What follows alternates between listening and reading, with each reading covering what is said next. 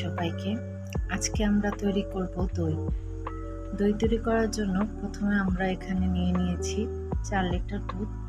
দুধকে ঘন করে জাল করে নিতে হবে এবং ঘন ঘন নাড়তে হবে যেন কোনোভাবেই দুধে সর না পড়ে।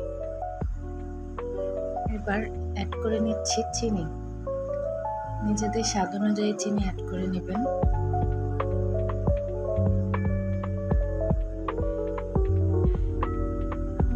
চিনি অ্যাড করার পর ঘন ঘন নাড়তে হবে। বারবার বলছি খেয়াল রাখতে হবে যেন কোনোভাবে দুধে সর না পড়ে।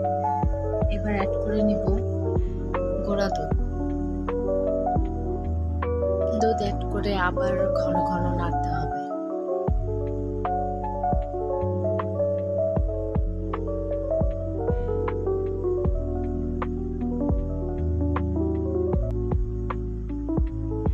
এবার আরেকটা পাতিলে তৈরি করে নিচ্ছি ক্যারামেল।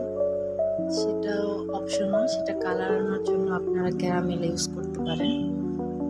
আর অন্য একটা ছাঁকনিতে আমরা দই বীজ নিয়ে নিচ্ছি, যেটা থেকে একটু পানি ছেঁকে নিচ্ছি। এবার ক্যারামেলটা দুধে অ্যাড করে নিয়েছি এবং চামচ দিয়ে নেড়ে নিচ্ছি। এখনো খেয়াল রাখতে হবে যেন কোনোভাবেই দুধে সর না পড়ে। এবার দুধটাকে ঠান্ডা করে তারপর আমরা অ্যাড করে দেব সেই দইয়ের বীজটা।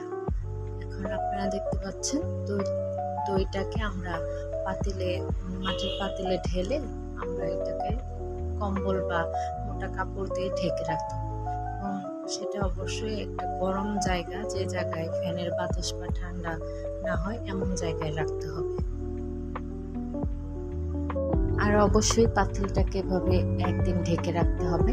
And here is the result.